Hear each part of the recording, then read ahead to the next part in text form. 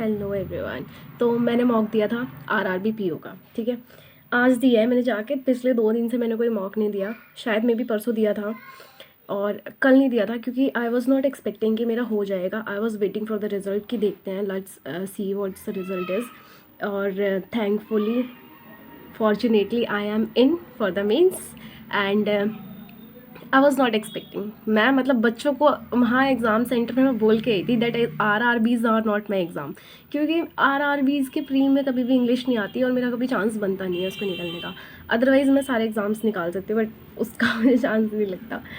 ये बात मैंने बोली थी सेंटर पे बैठ के, इसी बार ही बोल के आई थी मैं, और देख लो आरआरबी निकल गया। खैर एनालिसिस पे आते हैं। एक ये मैंने मॉक दिया था, बट ये मॉक मेरा थोड़ा सा ख़राब हो गया क्योंकि लेट मी शो यू क्या ख़राब हुआ है इसमें।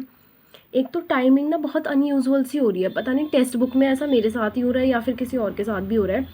मैं दिखाती हूँ, टाइमिंग देखना आप लोग। वो मुझे खुद से ही सेक्शन सबमिट करना पड़ रहा है देखने के बाद कि हाँ टाइमिंग ऑफ हो गया है, मतलब हो गया होगा। जैसे रीजनिंग का था, रीजनिंग में 18 मार्क्स आए मेरे, रीजनिंग में मार्क्स नहीं बढ़ रहा है। I don't know what the hell is happening. या तो ऐसा हो सकता है टाइमिंग कम लग रहा है या हो रहा है। कंप्यूटर में 10 नंबर कम है काफ़ी। जीए का रिवीजन स्टार्ट कर दिया है क्योंकि मैंने तो छोड़ ही दिया था properly, I was not expecting. और इंग्लिश में 27 है जो कि कम है क्योंकि 40 में से आएंगे मार्क्स। और मेरी मेरिट तो भाई इंग्लिश के बेसिस पे बनती है, अदरवाइज़ तो मुझे आउट आउट सही लगता है सब। और मैथ्स का सेक्शन यहाँ पे मैंने कहा ना, खुद से मुझे सेक्शन सबमिट करने पड़ रहे हैं। तो जब मैं सबमिट करते हुए आ रही थी ना, यहाँ पे गलती से फुल ऑन सबमिट हो गया कंप्लीट वाला, क्योंकि यहाँ पे दोनों ऑप्शंस होते हैं, यहाँ पे सेक्शन सबमिट का और यहाँ पे फुल सबमिट का। तो वो गलती से सबमिट हो गया और काउंट रह गया मेरा पूरा का पूरा।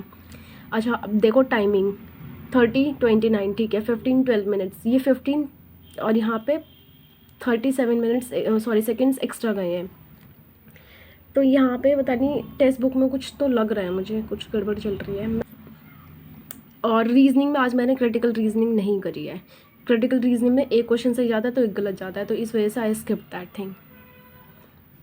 तो ये पहली पज़ल थी जो कि मुझे लग रहा था कि हाँ बन सकती थी, बट फिर मुझे आगे और पज़ल्स मिल गई और आगे डुएबल क्वेश्चंस मिल गए, तो फिर मैंने इस पे मैं वापस से नहीं आई। मैंने इसे मार्क फॉर रिव्यू किया था बस।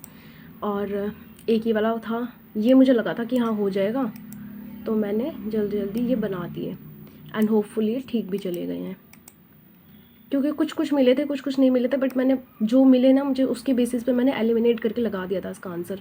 एक ही वाला था, ये सही कैसे चला गया आई डोंट नो। मुझे ऐसा लग रहा था कि मैंने बनाने के बाद कि गलत बना होगा। एक ही वाला क्वेश्चन था डीएस का, ये भी था। एक ही डीएस का क्वेश्चन गलत चला गया है, अभी मैं चेक करती हूँ। ये बहुत आसान था, ये बनाना पड़ता है इधरवाइज मेरे हिसाब से। मैंने ईदर और लगाया था क्योंकि दोनों से मुझे लग रहा था ईदर नहीं है। फर्स्ट एंड सेकेंड बहुत अननेसेसरी, चलो देखते हैं। और फिर ये आया था क्वेश्चन, ये मुझे लगा कि शायद मैंने गलत उठा लिया था क्योंकि ना इसमें 2 लाइन तो थी, एक कनेक्टेड और 2 लाइन थी, मतलब बाकी सारा नीचे से पैसेज था पूरा कनेक्टेड।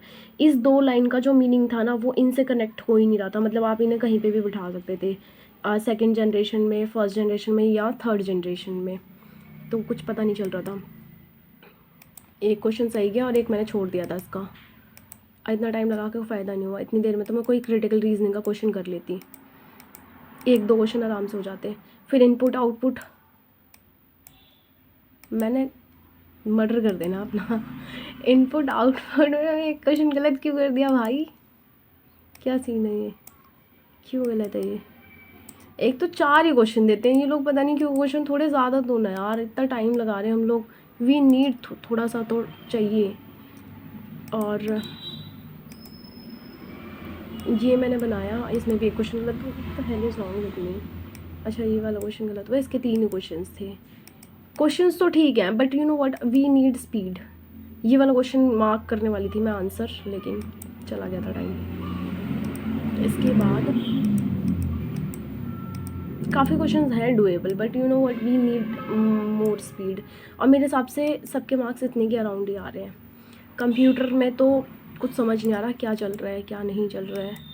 ये मैंने लगा दिया यूनिक्स लिनक्स, इसमें से कुछ तो पक्का है, मैंने कहीं पढ़ा था, बहुत पुराना पढ़ा हुआ था ये, मैंने ऐसे ही लगा दिया। फाइल, हाँ ये तो इस पे मैंने कुछ कुछ क्वेश्चंस पे तो मैंने बिल्कुल तुक्के मार के आई। तुक्के क्या, जो लग रहे थे ना बिल्कुल मैंने लगा दिया बिना इवन पढ़े हुए भी। ये वाला क्वेश्चन सही जाना चाहिए था, देखो मैंने इसे बिना पढ़े लगाया। I don't know what the है, क्या गलत करा होगा ऐसे। मैंने 2 के बेसिस पे लगाया था मैंने, बाकी के 2 गलत होंगे पक्का। ये भी कंप्यूटर का तो पता नहीं क्या कह सकते हैं। जीए में भी वही सेम चीज़ हो रही है। जीए में 17 करेक्ट दिखा रहा है ना, आई डोंट नो हाउ कैसे सही कहे 17। कुछ क्वेश्चन तो ऐसे थे जो बहुत बड़े थे लेकिन वो इजी थे, जैसे कि ये वाला, ये ग्रो ने ही निकाला है, ग्रो म्यूचुअल फंड्स ने, है ना। एक क्वेश्चन और था जो कि बहुत बड़ा था बट इजी था, जैसे कि ये वाला क्वेश्चन। ये वाला क्वेश्चन मैंने शॉर्ट में लिखा हुआ है कैसे, एज सोल ट्रांजेक्शन एडवाइज़र, बस इतना लिखा हुआ है मैंने अपने नोट्स में। और इसका गोल्डमैन शैक है, और ये पूरा क्वेश्चन दे रखा है इतना बड़ा, और मैंने इसे छोड़ दिया था in the starting. Then I came and अगर मैंने थोड़ा सा ध्यान से देखा तो मैंने कहा यार ये तो मैंने पढ़ा हुआ है, फिर मैंने इसे लगाया। तो बहुत बड़े क्वेश्चंस दिए हुए इन्होंने। So let's come to English section.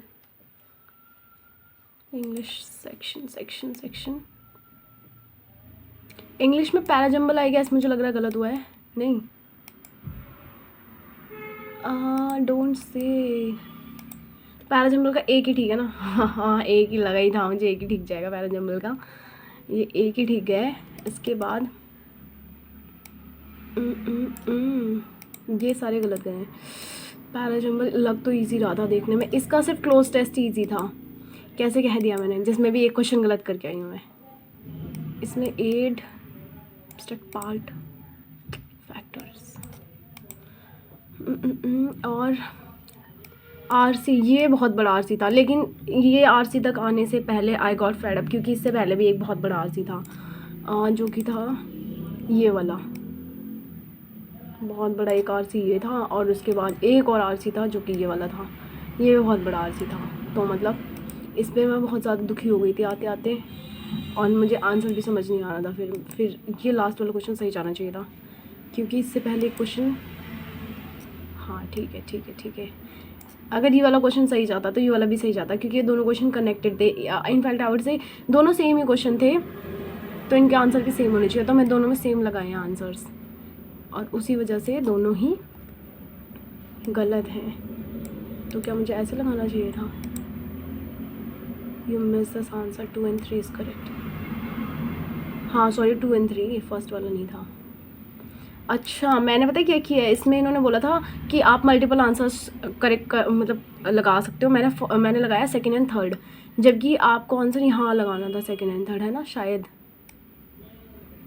B N C, हाँ बी एन सी, तो सेकेंड एंड थर्ड ये मुझे यहाँ लगाना था।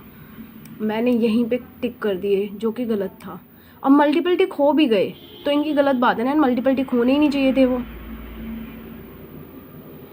पता नहीं लोगों ने कैसे किया है, क्या किया है। मेरा मैथ्स सेक्शन रह गया है। मैथ्स कैसे जा पाएंगे मैथ्स पे, मैं अटक जाती हूँ यहाँ पे। 1 मिनट। तो ये मॉक तो इतना ही था। अब मैथ्स का मैं सोशल सेक्शन दे दूँगी तो मेरा कंप्लीट हो जाएगा फुल, और एक मैं गाइडली का फुल मॉक दे दूँगी। So let's see. और जी का रिवीजन करना बहुत सारा काम है अब तो, क्योंकि एकदम से लास्ट टाइम पे बहुत रश हो जाता है। Okay then bye.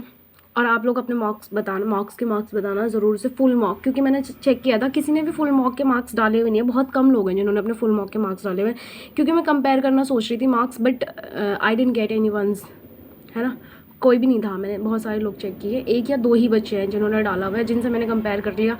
On an average सबके सेम सिमिलर मार्क्स आ रहे हैं। Okay then bye, thank you.